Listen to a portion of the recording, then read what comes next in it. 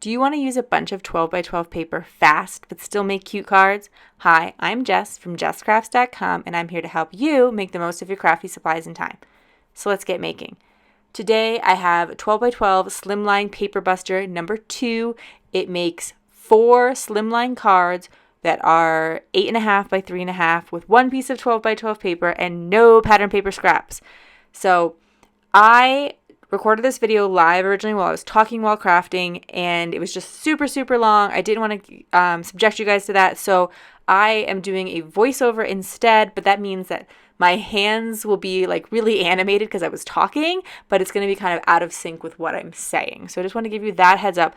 Also, I recorded a video with this template and realized I'd actually already recorded a different video with this template. I just kind of lost track of things, but I still thought there was some value here. So I am sharing this template again if it looks familiar. I did it with a Spellbinders stitched die.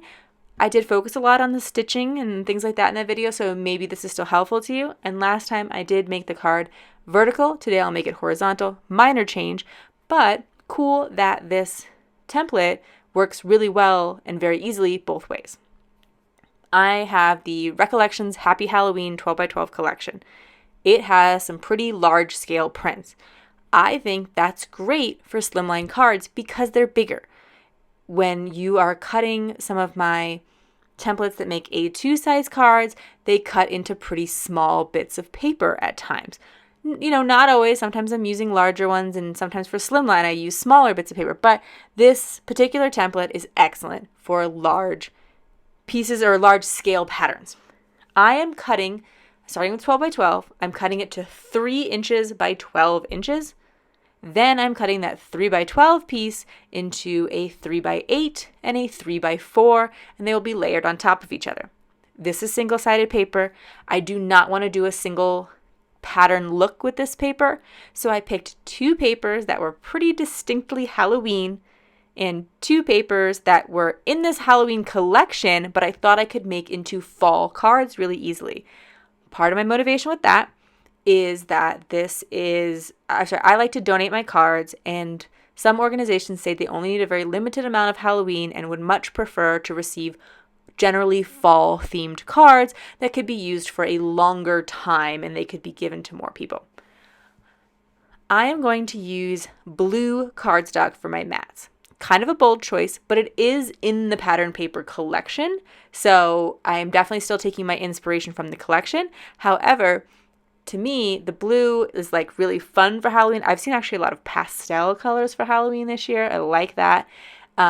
But I thought the blue would take the paper that is not so Halloween-y and make it even less Halloween, where if I were to take, say, an orange or a black, that would be more reminiscent of Halloween. Also, if you can see, my pattern papers I chose, 2 of them have a black background and 2 of them are orange, so black or orange wouldn't work well, and I had to pull out a new color.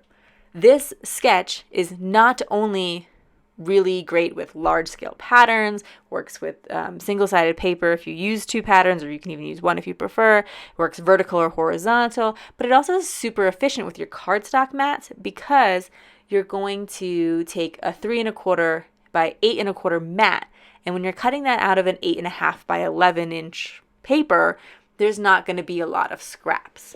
And it's the same thing because you're going to need a 3.25 by 4.25 inch mat for the smaller rectangle, and that actually doesn't even leave a scrap because you need an 8.5 inch long piece cut in half. So there's very minimal even cardstock scraps with this particular template, and I'm going to be directly using some of those cardstock scraps so that you'll see some ideas. And if you've watched my channel before, you know I'll say, and make fake foam tape with them, where you just glue 2 scraps of foam or 2 scraps of cardstock together, and you use that to pop up elements instead of foam tape. Okay, so I want to show you my sort of 2 starting points. On top, I have my more general fall card, and on the bottom, my Halloween card. This bat paper is quite bold because of the amount of foiling, but I think that the foiling is definitely like a fun and special element of this paper collection. It's one of the things that drew me to it. I will say if you remember back at the beginning of this video when I was flipping through the paper pad, there are a lot of really large scale patterns, like full 12 by 12 sheets. I did not get to see every sheet of paper before I picked this up. I actually purchased it online and then picked it up in store. So I kind of only vaguely knew, like, oh, it had foil accents, oh, it had these colors, that kind of thing. And so those might be challenging to use, and I can understand if you're a card maker not necessarily wanting to purchase this one, but I'm usually okay with, especially if I get a good sale, just using some of a pattern paper pad and then donating the rest, letting, if you give it to a school or a library and let the teachers and the classes and stuff use it, then, they don't care so much about the scale of patterns and all that like we do.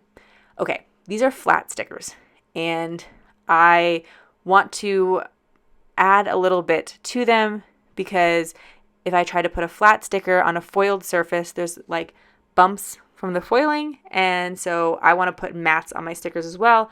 That's what I did there. I didn't even measure, I just used my scraps. The other thing my scraps are good for is the design that I picked here. This might be a little bit out of the ordinary. I have this Paper Smooches leaf die. Loved this. Paper Smooches has been out of business for a number of years. Kim, the creator, designer, she retired, and so I hope she's enjoying her retirement, but I also really miss Paper Smooches because they made some super cute products.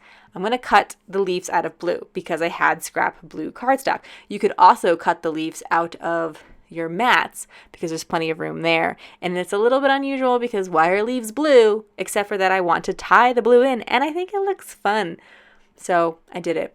But I also used to stick it on the back because that's a very detailed die with very thin lines. I did not want to be messing with gluing it down. So stick it adhesive all the way.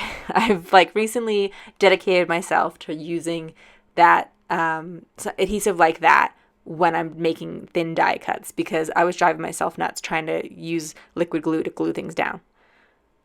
I picked some yellow cardstock and I'm going to stamp an MFT Hello Pumpkin sentiment, so it's still very fall because I have leaves and I have the pumpkin sentiment and I'm using pumpkin spice ink.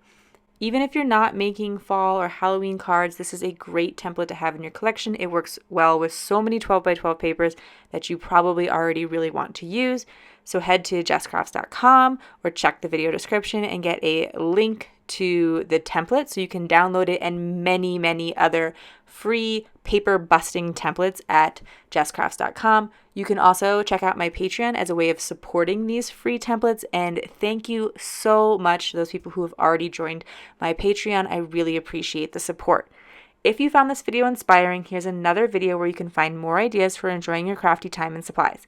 Let me know you like this video with a share to your crafty community. Subscribe and click the bell so you don't miss the next template or tutorial, and check the video description for product links. See you in the next video!